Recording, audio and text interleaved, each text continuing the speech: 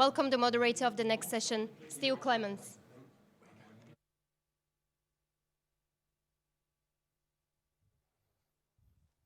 Greetings, everybody. I'm Steve Clemens. I'm Washington editor-at-large of The Atlantic. It's a real pleasure to be with all of you here. We're going to have a fast hour.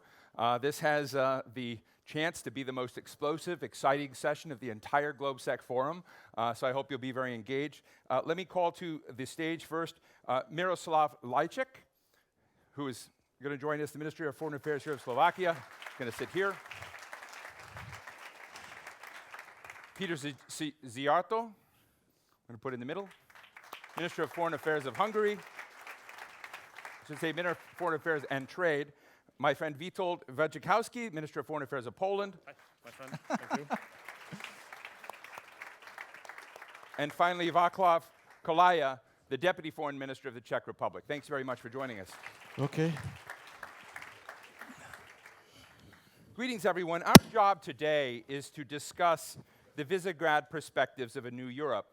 And I guess where I'd like to start out and ask, I'm going to start with Miroslav, our foreign minister here of our host country, and thank you very much for hosting us here for this GLOBSEC forum, always impressive, is to ask you, is there a Visegrad perspective of a new Europe? Is there a uniform, consolidated perspective? You're partly host today, and I'm going to ask each of the three to critique what you got wrong as you share this perspective with us. Well, Visegrad perspective of New Europe is the European Union's perspective for a better Europe, because we are part of European Union, and the way we see ourselves is to be part of all the European solutions and not to be part of any of the European problems. We have not generated problems European Union has been facing lately, and we see our role as constructive players in finding the answers to these challenges. Peter, what would be the framework that you think is important? What are the benchmarks that are important? Hungary's been in the news an awful lot. Some of your brethren inside the European Union are not pleased with the direction of Hungary today. So what message do you want to send them as you look forward in a new Europe of what those benchmarks are for all countries and how Hungary is either going to lag behind that or lead in that? You know, our interest is European Union to be strong again. We have to recognize that we have lost a lot of competitiveness recently, and I think it should be an ultimate goal to regain it. And I think this is the basis for the debate, how to get to a situation when we can say that European Union is strong again.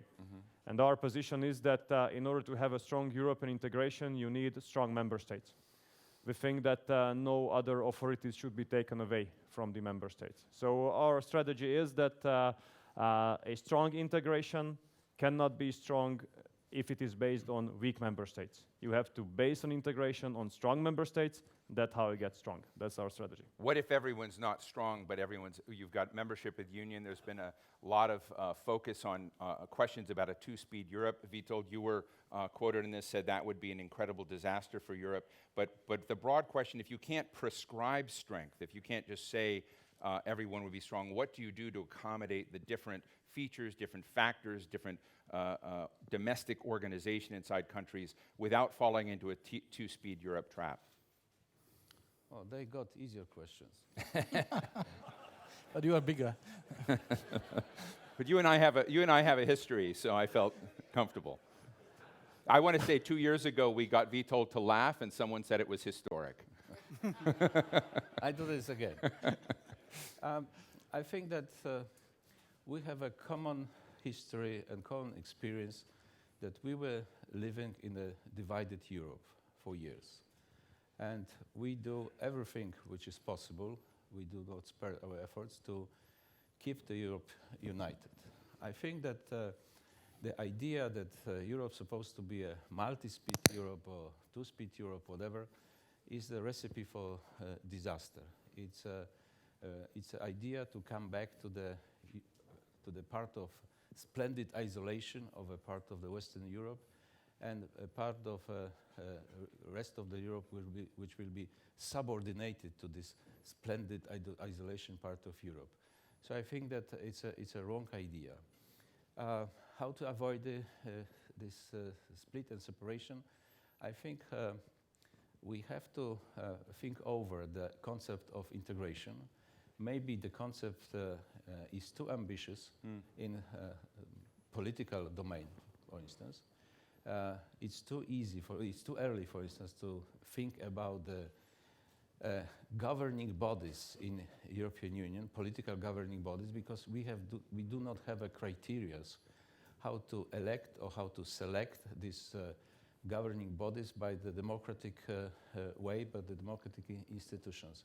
So I think that supposed to be some kind of a pause right now in European integration, some time for the reflection about the single European market, about the political concept, and first, and also, maybe not the first, but simultaneously, we have to think also about external threats, which have an important influence on the position of the European Union, on the domestic situation of the European Union. Václav, let me ask you, we've had various perspectives thrown out here, none too direct and concrete about what a vision of a new Europe would look like. But let me ask you a somewhat pointed question. When these four nations became members of Europe, and as Europe has grown, part of the deal is to look at this package of what I'm told are 80,000 regulations that are part of the acquis communautaire. And nations, as Europe grow, kind of do a deal. They get support from Europe, but in turn, they change internally to fix themselves to become more and more European so that they can fit together. And I'm interested in whether you think that the Visegrad nations, the Czech Republic, are living up to that deal as you see it, or whether there are problems today and that deal, that acquis communautaire, needs to be renegotiated and redefined. Yeah, obviously, I think it is in all four Visegrad countries that we all consider the European integration really important for or key strategic thing for our freedom, security, and prosperity. And the question is the European Union in its current form a perfect body? Definitely not. But I think it is really important to perhaps listen to our people's concerns, because what do they want from the European integration? Basically, they want some added value beyond your statehood. They want the European Union to bring them more security, more prosperity. And obviously, you cannot expect the support of your public if you are just not able to provide them this, or you are too slow to address the concerns of the people. Peter, let me ask you the same question. I know that Hungary's been trying to sort of deal with issues of foreign universities, journalists, sort of the concern about external influence. Your President Orbán has been sort of out there, if you will, on some of this. Do you feel like the deal in joining Europe is not working for you internally? Because part of the things that are being challenged, or at least raised, are ones that were supposedly resolved when Hungary joined Europe. I'm just interested in how you see that. I mean, our interest is to have a strong European Union, because we understand Hungary can only be strong within a strong European Union. So I hear a lot in newspapers about Huxit and all this kind of stupid stuff, sorry to say that. No one wants to lead Hungary out of European Union. We want to be in a strong European Union. We have our place in the European Union, and the public support for membership in European Union is extremely high in Hungary. But if you ask the people, just as it was elaborated by our Czech colleague, whether we need reforms in the European Union to make it better, of course we do. And are we facing very, let's say, historic challenges? Yes, we are facing historic challenges. Is it obvious that we have debate about the future of Europe? Of course we have a debate about the future of Europe, because we are 28 of us, or we'll be 27, and it's obvious that we might see things with a different approach when it comes to such kind of historic challenges. So what I would like to avoid is that if you want to make a debate and if you are out of the mainstream, which happens with us quite often, then you are immediately considered as not European. And I think it is not a European approach to consider someone as not European if he or she is not representing the mainstream position. Because what is today mainstream might not be mainstream tomorrow. So my position is that we should not let these debates go emotional. Should not let these debates go emotional, because immediately after we put these debates on an emotional track, it's impossible to have a consensus at the very end. That's why we are always pushing for rational debates. And I understand that in this world of media, when you have like, I don't know, 180 tweet possibilities in a tweet, or if you have like 30-second sound bites, it's very complicated to speak in a comprehensive manner. And it's very easy for you and for others to say that foreign universities, journalists, and then create a context. But it's very unfair to countries, very unfair to the people of those countries, very unfair to these people, because they made a decision whom to govern those countries. So I think we should have much more comprehensive and much more fair debates on a rational basis of common sense and not emotions. Thank you. I want to just note that Miroslav Lajcak is the only member of the panel that is on Twitter. So you're the only one who has a direct prospect of direct messaging Donald Trump, for whatever that's worth. And I'm sure you look forward to that opportunity. Be nice with me, please. But let me ask you, again, in thinking about envisioning a new Europe, there is a tension, and I tried to stop you in the green room from coordinating a unified answer. I wanted to kind of get an anti-collusion movement going against you. But if you were to sort of step out of your role for a minute and sort of talk about what some of the fault lines are, and they may not be big ones, but just differences of opinion that within the Visegrad group there's a sort of important, I would say, as Peter said, sort of an important discussion, a reasonable debate. We could even go outside. What would you not like to see evolve in this flank of Europe? Because there is concern, I have to tell you, in other parts of Europe. There was concern in the United States. I never raise the United States anymore because I have lots of concern about what's going on at home. But I'm interested in what the lines are, the red lines are, that you think are important for your colleagues here to be aware of as you talk to each other in honest and candid ways about the democracies you're supposed to be stewarding. Look, these four countries have brought into the European Union its own authentic transformation experience, which is positive, because we have changed our countries, we have learned a lot, and we offer this experience to others to learn from. We have nothing to be apologizing for. Right. As I said, none of the problems that European Union has been facing lately have been generating in Central Europe. What we value very strongly about the European Union is the ability to listen. I mean, many people have make jokes about European Union being slow, but that's actually our strength, that our ability to listen to each other, to accommodate everyone's position, and to come up to something we can all subscribe to. And this is this magic soft power of the European Union. But whenever this principle is abandoned, sorry, it looks like it's me, but I don't do it on purpose. I've just been told that it's your microphone that's blowing up. Very electric guy. They're going to come back and take care of you. That's because you tweet. Yeah. Donald Trump heard. Yeah.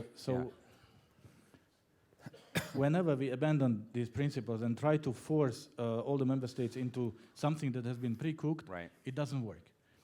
So therefore, to call for mutual respect, and again, understanding to each other's position. I sometimes joke, but it's a half joke, half true, that if, let's say, Netherlands is alone against all the other member states, it's called the Dutch position. But when Poland is alone, then it's called, we have a problem with Poland.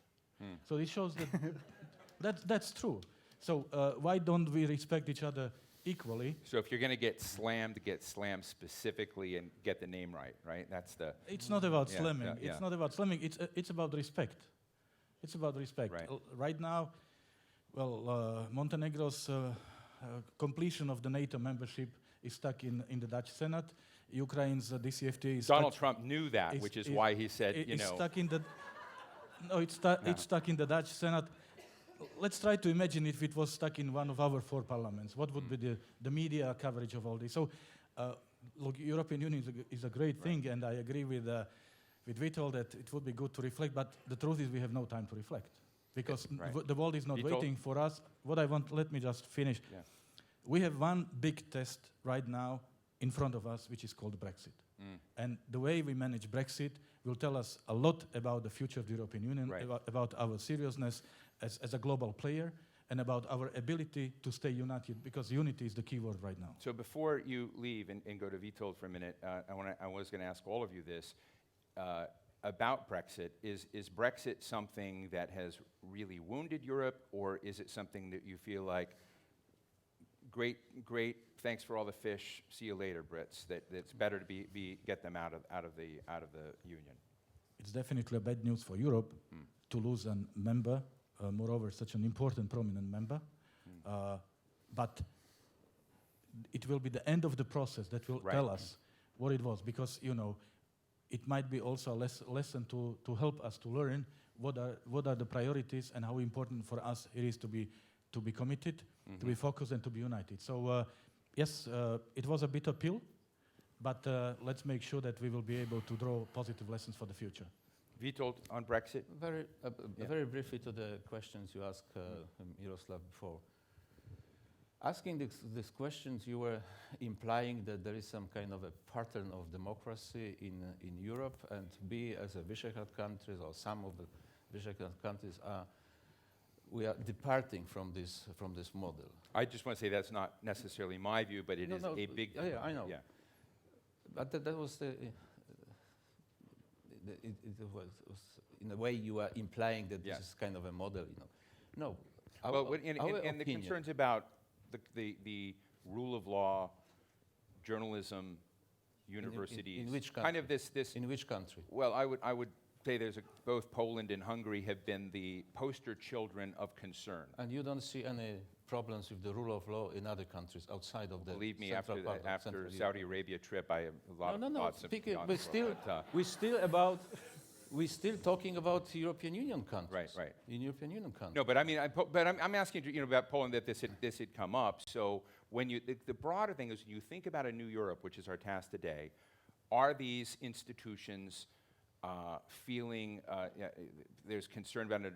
Your president, who was speaking here before, has been interviewed frequently about these same questions, and I know that you're struggling with them. So I guess the question is, as you look forward, are these institutions going to be healthier, smaller, more controlled, more robust? So now we can connect this question with the problem of Brexit, because the Brexit is not only the problem of divorce with United Kingdom, is not only the problem of looking for the new position of United Kingdom vis-à-vis European Union, but also this is a problem of reforming European Union.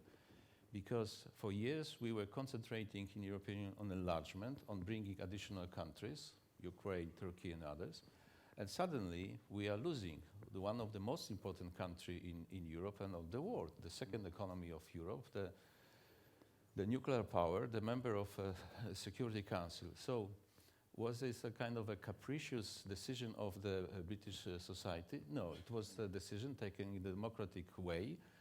So we have to think and reflect in the European Union why we lost, why we are losing such an important country.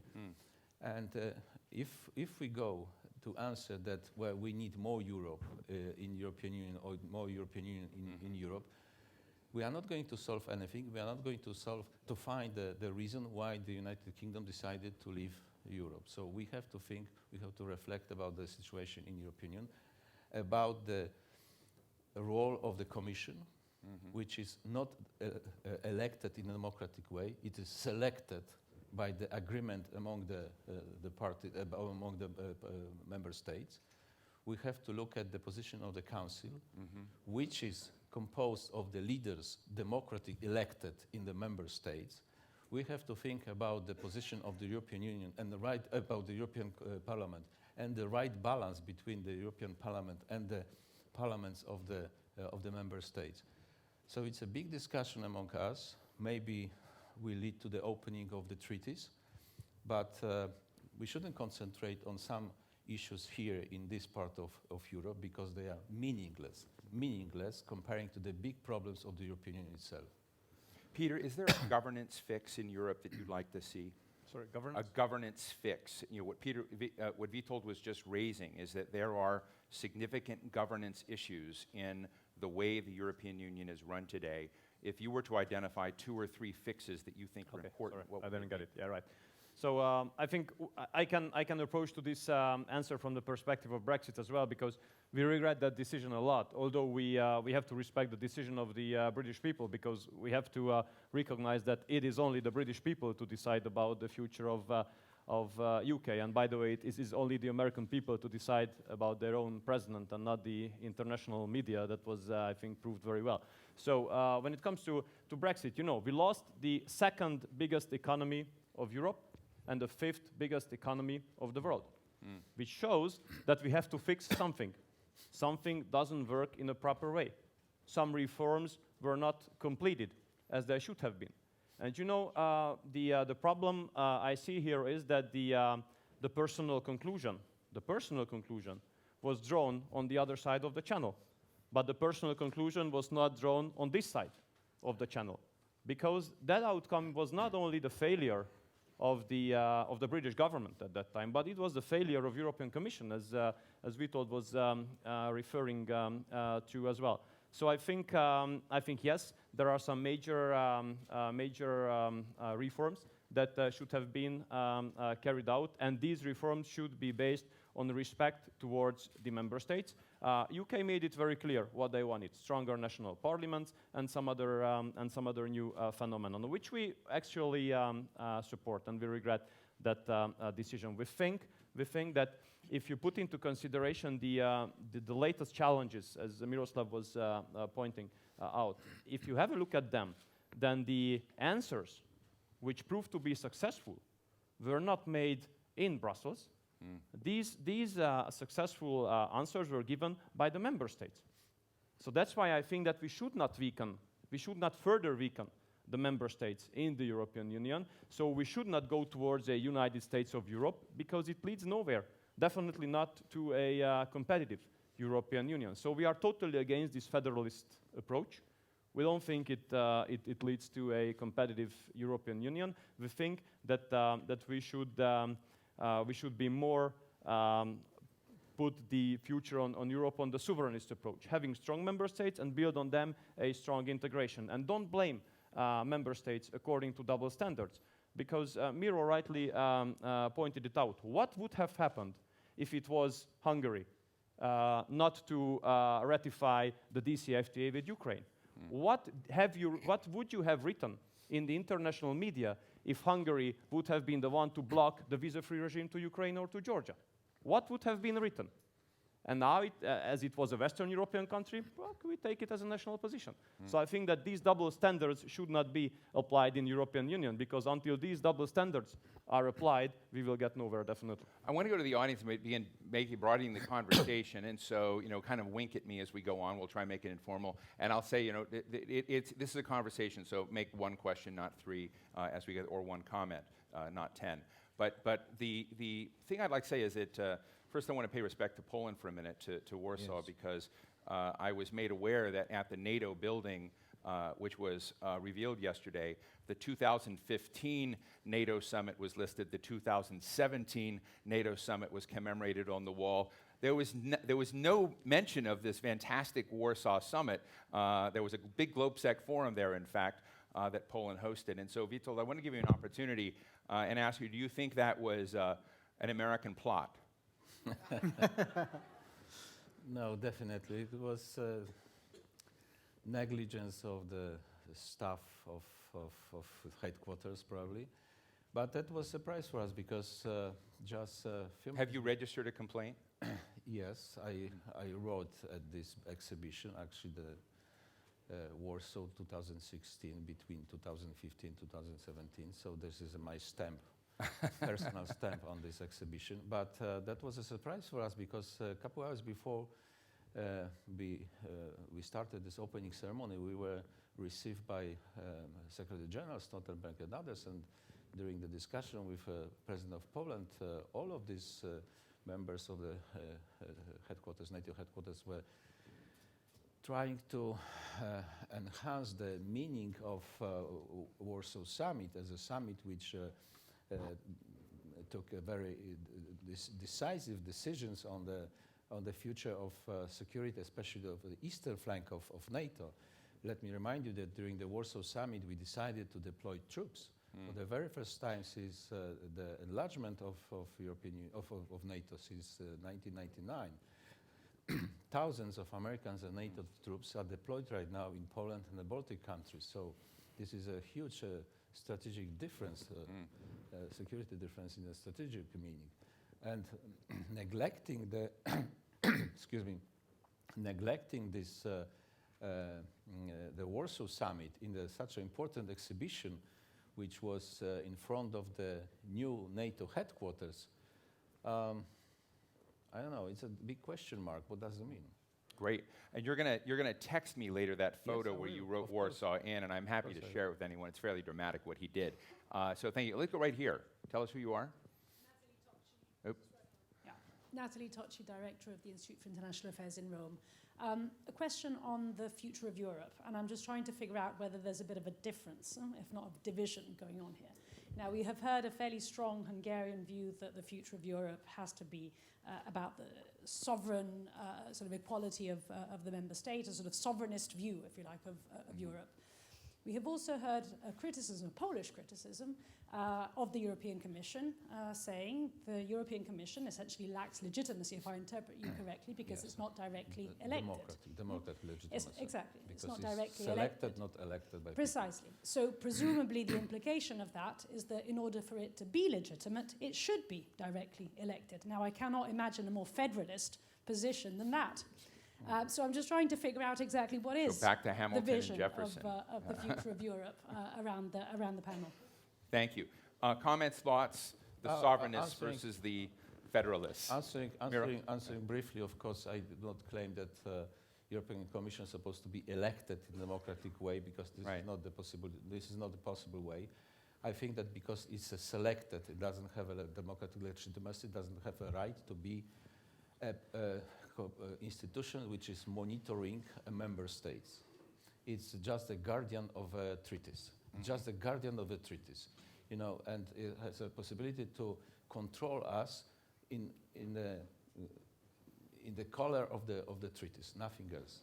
Terrific. Does not have a possibility to create their own regulation, own standards, and according to the own standards to monitor the member states. Peter? Well, Miro? I don't think we are focusing on real issues. I mean, the future of Europe has been drawn by our leaders, and the process started here in Bratislava last September and was reconfirmed in Rome. And the 27 leaders agreed what the issues on the table are, and these issues are not about federalism or sovereignism. These issues are really about migration, about security, about competitiveness, about better communication with our citizens. These are the issues we have to deal with. Plus, there is Brexit knocking on our door.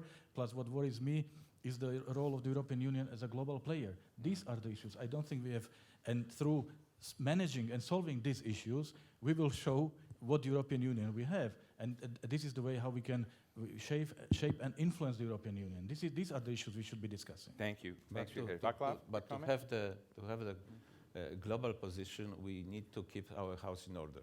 Right. Václav? Yeah, you actually raised quite an important question. You asked us what we wouldn't like to see in this part of the world as regards to the European Union. And I think I would not like to see moving this part of Europe, this Central Europe, away from the core of Europe. And this, in other words, we would like to see no fragmentation of the European Union, and that should be core. And I don't think we need that much changes as far as the institutional framework is concerned. What we really need is to fully used all those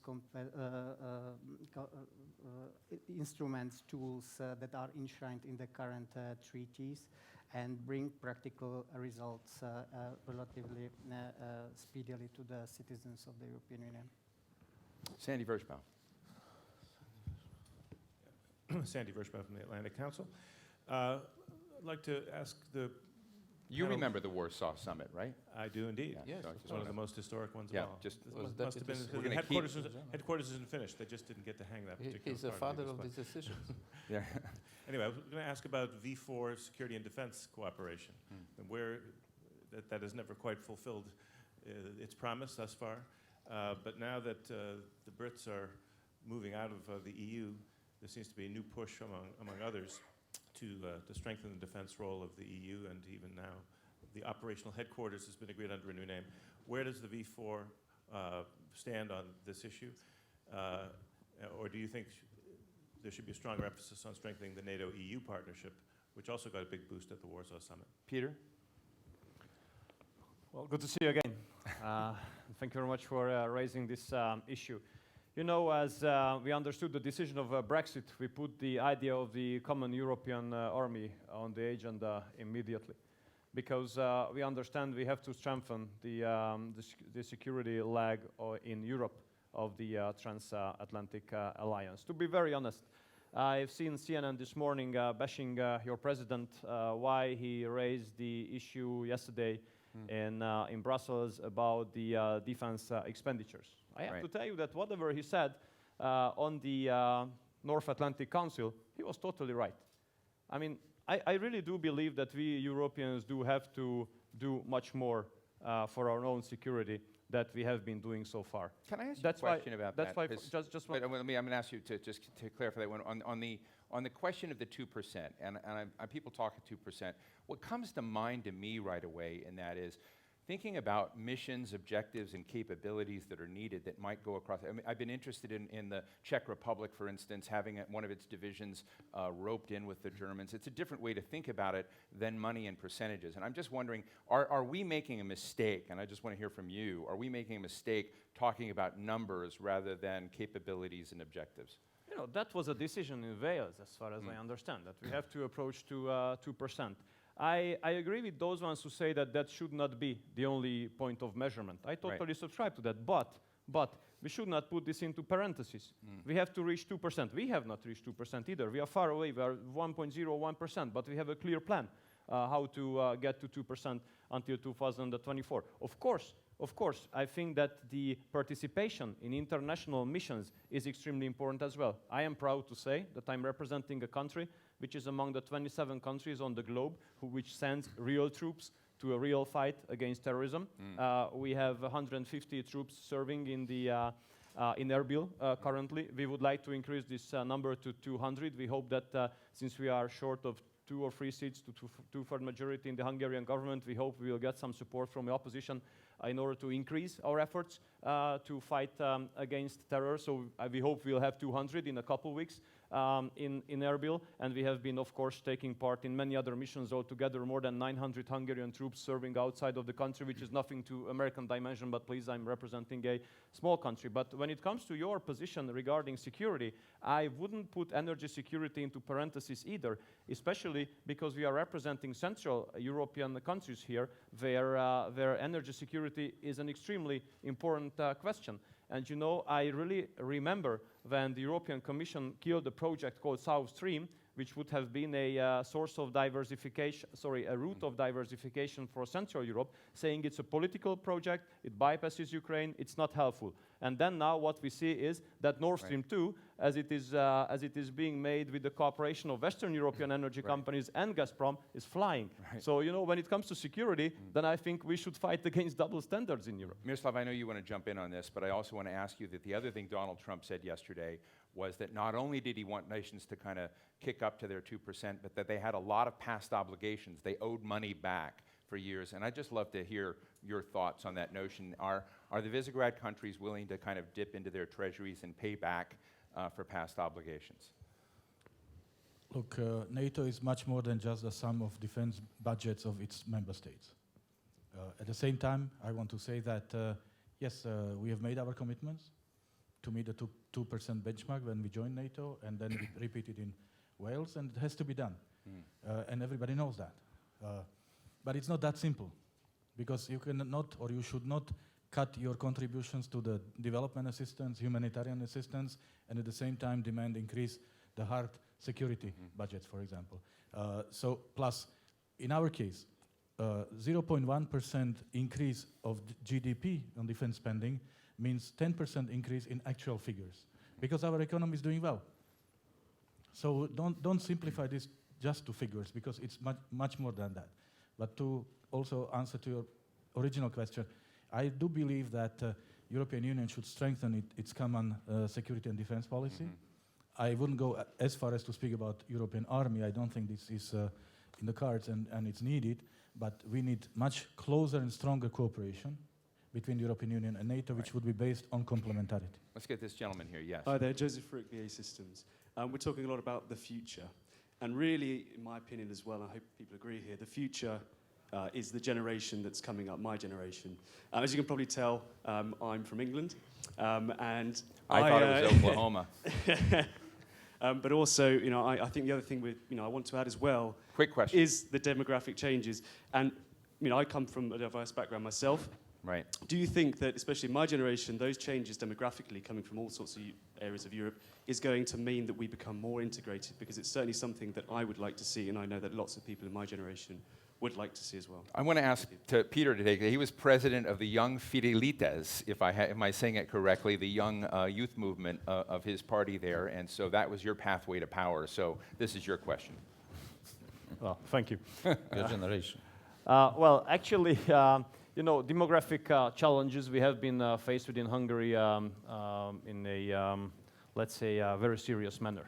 And we understand this is a serious challenge for the whole European Union. And there are some different answers which have been put together. I think it's family policy, which is the right answer on that. At least that is what we have been trying in Hungary, how to make it possible for the families to raise more kids, to be in a capacity to raise more kids. So if you speak about whether more integration is the answer, when it comes to the future generations, I would say yes. Of course, one of the biggest benefits of belonging to the European Union is that you can go to study anywhere in the European Union. Then you hopefully come back with new skills and new experiences and contribute to the success of your own country. Can I just quickly, Bottom, we're going to go over there, and we're going to keep broadening this, but just ask all of you in just very short form. When we were at the Warsaw NATO summit, and I had a conversation with Sandy Vershbaum, we were looking at the protocols that came out of that discussion. I think there were 3 lines that had to do with cyber. And Václav, I know you used to do cybersecurity in one of your previous roles. But it really raised the question of, in the framework that was looked at, whether you're fighting old wars, thinking about old ways of doing institutions, and I think it gets to this generational question of how much of the work that we all do is really focused on the past institutional side. And I was talking to Sandy about the wartime, the sort of the military planning side of it, and I think there were 3 lines on cyber in those protocols that came out. And when it came to sort of looking at hybrid war and these sort of generational changes, I'm interested in the broader concept generationally of how much inside Europe we're a prisoner of old structures, old thinking, and we really need to kind of go back and begin redrafting. Witold, I know you've talked a little bit about this in terms, and Poland has been a major drafter, everything from trying to look at how to change UN governance to other governance frameworks. But is there a important generational change and shift in what might be imaginable or possible if we escape some of these last generation institutions? Well, I know you were I don't have a Twitter, so... yeah. But in the last election, in 2015, actually, we attracted a young generation. My party, Law and Justice Party, attracted the young generation. And Right. they using social media, actually, they help us to win the election. That was a big surprise, not only in Poland, but in the so-called liberal Europe, that the traditional conservative party, which after, in this part of the world, Right. after 25 years of ideological pressure, not only survive, but also dare to win the election in such a large scale. And won the election also because of the support of the social media and young generation. So this is partially the answer to you, that we pay attention to these aspects.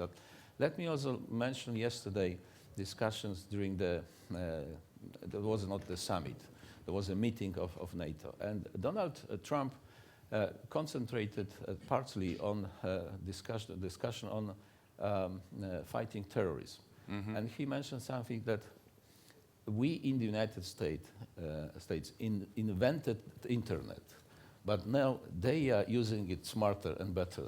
So we have to beat them to come back to our invention, learn better how to use it.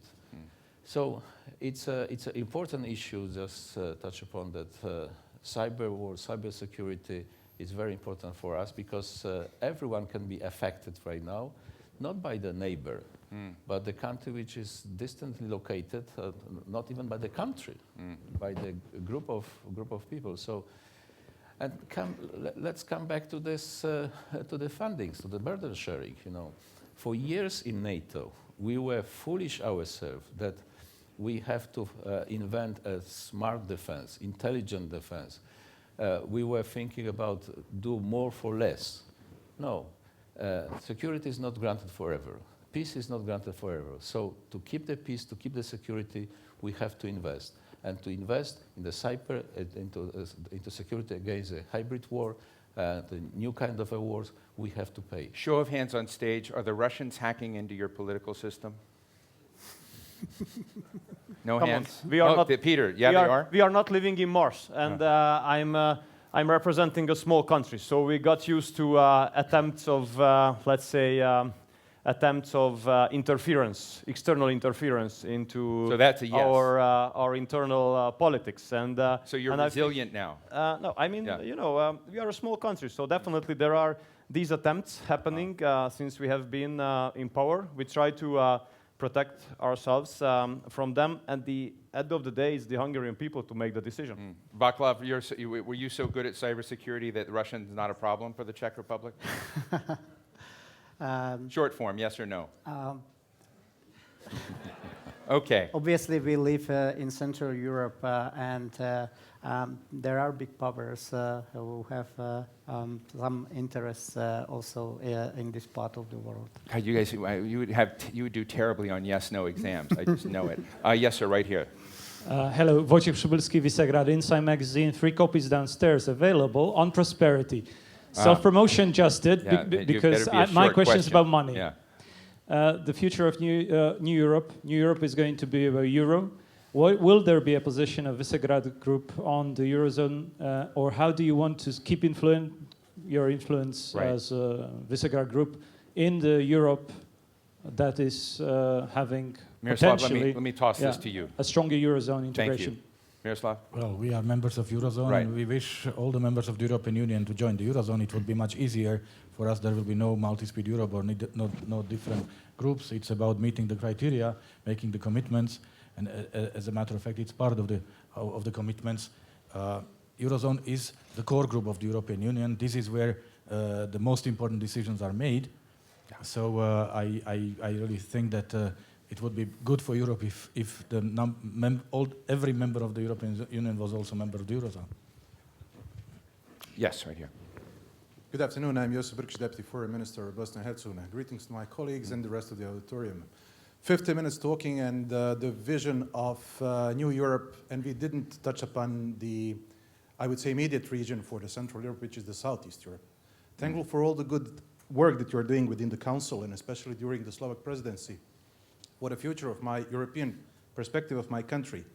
But we're facing, if not mistaken, a couple of times European Council without conclusions on the enlargement. Is this the blueprint that is going to European Council to continue?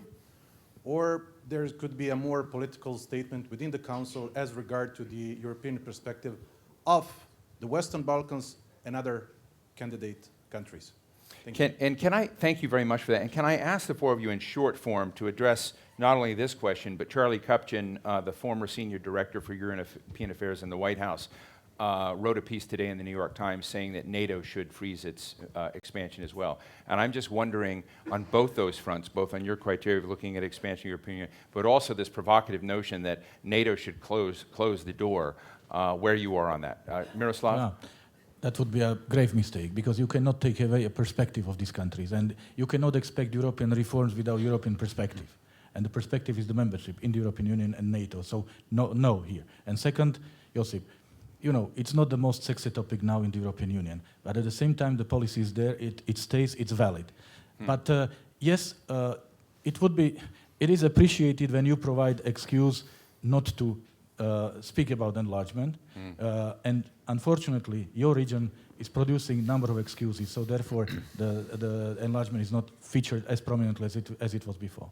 Peter, it's in your hands. Reactions, thoughts? You know, I'm coming from a country which is directly a neighbor of the Western Balkan region. So from our very recent history, we exactly know the difference of the situation when there's peace and prosperity in the Western Balkans, and when there's no peace and when there's instability in the Western Balkans. So that's why we see that there are bigger and bigger tensions, more and more serious tensions raising in the Western Balkan region. And we think that the best way to overcome them is European and Euro-Atlantic integration. So actually, we are absolutely dissatisfied with those positions which are reflecting kind of enlargement fatigue, both on the side of European Union and NATO. We are committed supporters of enlargement, both EU and NATO. And we think that, the European and Euro-Atlantic inspirations or encouragements of these countries in the Western Balkan region should be supported much more.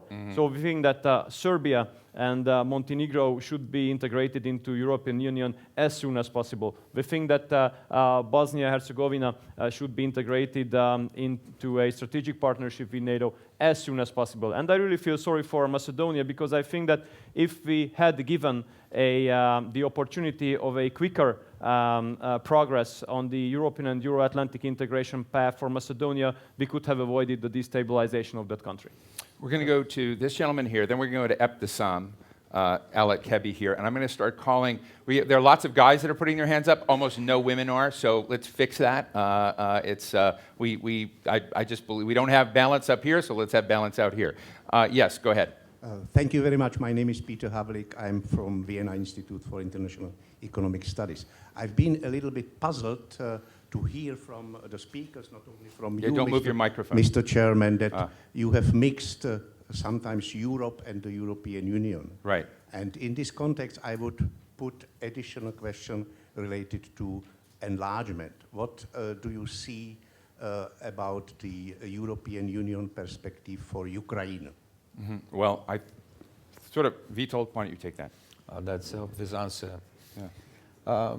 The question is related to the former question, of course, and we are very much united as a Visegrad countries, that we think that the open door policy of NATO and European Union is supposed to be alive. And we concentrate not only on the Western Balkans or Balkans at all, but also on the Eastern Partnership. And these partnership countries are very much important for us, especially Ukraine, which is our big neighbor and deserves to be part of Europe. Our position, as a common position, is that the project of Europe free, transform, democratic, and safe and secure is not finished, is not implemented. So we have to concentrate and focus on further enlargement to the end of the European borders. Thank you. Ebtisam. Yeah. I was in Sochi last October and attending Valdai Club where Putin is there. And one of the conclusions about Europe, that Europe is lacking a leadership. So there is no future for Europe. This is one of the conclusions. How do you respond to that? Wow. I disagree. That's a friendly criticism of where are the leaders in Europe.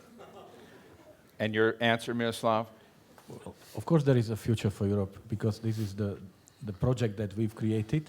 It's the most successful project on this planet when it comes to political stability economic prosperity and the protection of human rights. There is no other group of countries that has achieved such a high level in all these and many other indicators.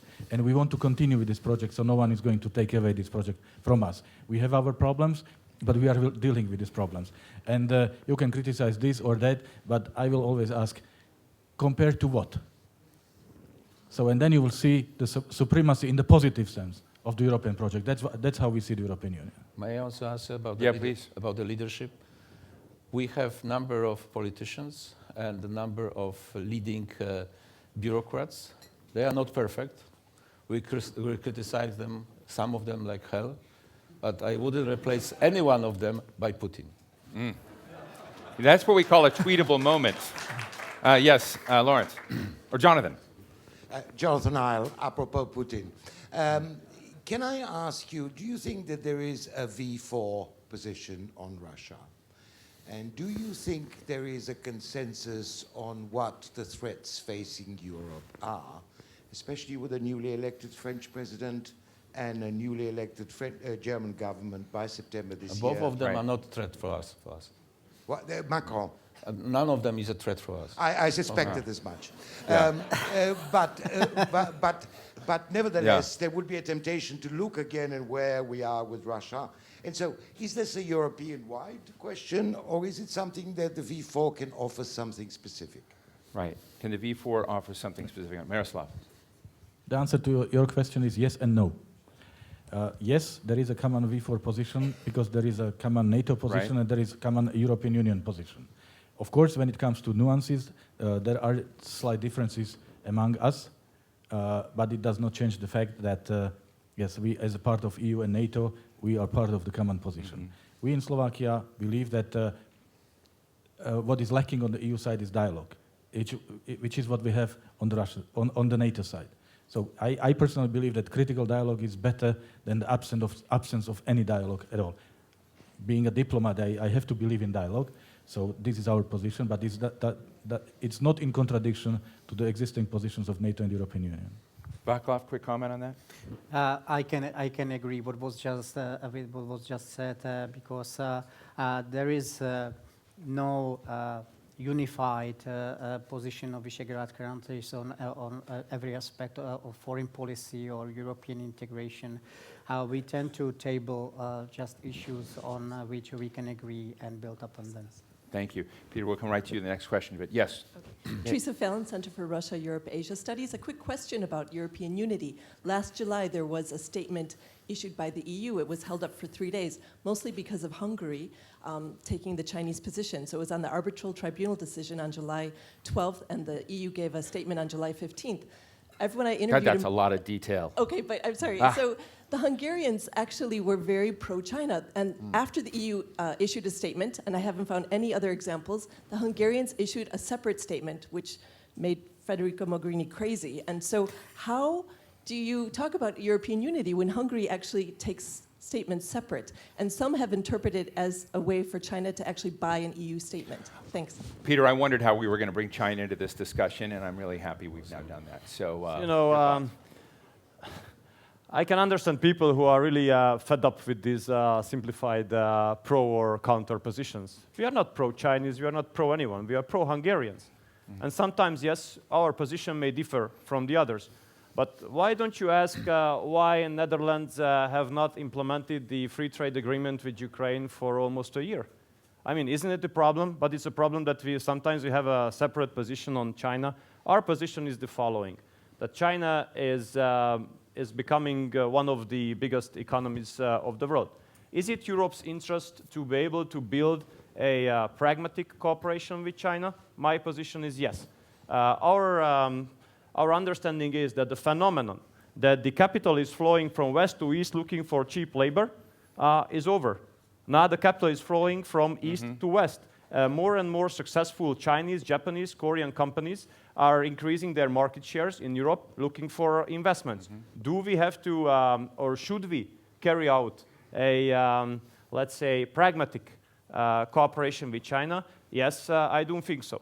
And do I think that sometimes the European Union tries to lecture countries which it shouldn't? Yes, I do think so. So with that statement, we were absolutely not happy. And can I ask you why we should have agreed with that if we have not agreed with that? But you this could is tell all him right. and drink coffee. It's all right. Thank you. Yes, right here. Thank you. And we're going to do fast lightning round here, fast questions, fast answers. Member of Parliament in an opposition in Hungary. You've mentioned Macron just a couple of minutes ago, and he has very outspoken and very progressive and strong ideas of how the future of the European should be, and very ambitious plans. Mr. Lajczak, you said that you would be happy that all the Visegrad countries would join the Eurozone and would go ahead. So I really wonder what the other countries are saying about that, specifically that you are more or less all worried about that the Visegrad countries may stay in the periphery of the EU. Thank you very much. Well, we calculated very the situation, economic situation, and for years I think that we are not going to be part of Eurozone. We are not going to accept the euro currency for a number of reasons. The first one is economic reason. It's right now much better off for the economy of this size like Poland to stay away from the Eurozone. Eurozone is progressing in the speed of more or less 1%. We are developing ourselves right now in the speed of 4%. So it's obvious calculation that this is not a good idea to join and to accept this euro currency. The second problem is that joining the Eurozone, we will lose some instrument of economic development, of sovereignty. So this is another second problem why we want to keep it. Because as a country, as an economy which is trying to catch up with the most developed economies of the European Union, we need to keep our prerogatives in our hands. Thank you. Peter, did you want to respond quickly? Well, actually, we have the opportunity to respond on these questions in the Hungarian Parliament. By the way, I bet those are fun sessions. No. I mean, we are very happy that we had some support from the opposition regarding sending troops to Iraq 2 years back, and you were one of the ones to support. And I really do hope that we can count on your support this time as well. But when it comes to the euro issue, you know, in Hungary, it is being written in the constitution that the national currency is forint. So whenever you want to change it, you need a two-thirds majority for that. The second issue is that we have a very simple understanding of recent history of the Eurozone, which was that you should only join Eurozone if, number one, you are totally ready, and number two, if Eurozone is totally ready. You know, just as we close up in the last few minutes and perhaps like 30 seconds each, I just want to ask you one key question. The big drama in America today is the reporting about Donald Trump's failure to say that he would stand by Article 5, the NATO commitment to defend all of you if you're attacked, to see an attack on one as an attack on all. And there is an enormous convulsion inside the United States about what that failure to stand by Article 5 means. Do you feel that the United States is abandoning its commitment to you? Do you see... this sounds like the constant sort of Wilsonian thing. Do you see a world that you'd like to be from Donald Trump, or the world as it is with regard to Article 5? But I'd like to get, just as we close today, your quick thoughts in closing. Vaclav? No, I don't think that the commitment of the United States to NATO, to the alliance, is diminishing. I don't believe this. So you're okay? We are not okay. We have to be obviously careful, but now it is also important for us to devise a credible and also not just devise, but also to implement a credible national plan, and for us Europeans as such to do more on not just to spend more, but also to show more determination to act. Thank you, Peter. Well, I was there yesterday on the meeting of the NATO heads of state and government, and what I heard there from President Trump was that he's committed to the cooperation with the European allies. He's committed to NATO. He's committed to fulfill... Would you have liked him to go a little further? Sorry? Would you have liked him to go further? Would I have? Would you have liked Donald Trump to go further? No, I mean, I can refer to what he has said.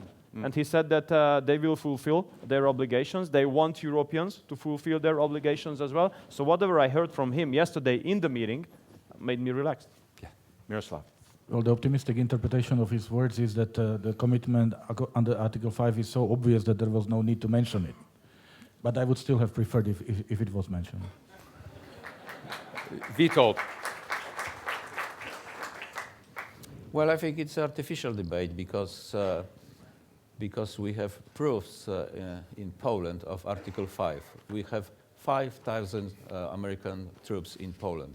It is much better than just declaratory mentioning Article 5. I prefer to have 5,000 troops from the United States in Poland, and this is a commitment. That sounds like a definitive, great way to close. I should say, one of the things, the fun things I was doing with our panel before they came in, but I only got to Witold and Miroslav, and I asked them what their hobbies were. So I have no idea what Peter does for fun. I imagine it's like hang gliding or something, and Václav. But I loved the fact that Miroslav told me that his favorite obsession is roller skating. And Witold's hobby is work, work, work. And so between that, we've had a wonderful conversation, both fun and obviously very serious. Before I thank you, I want to tell everyone, before we give them a big round of applause, refreshments are going to be available in the foyer. I want you to be back in your seats at 4:30 for our next session on the Middle East.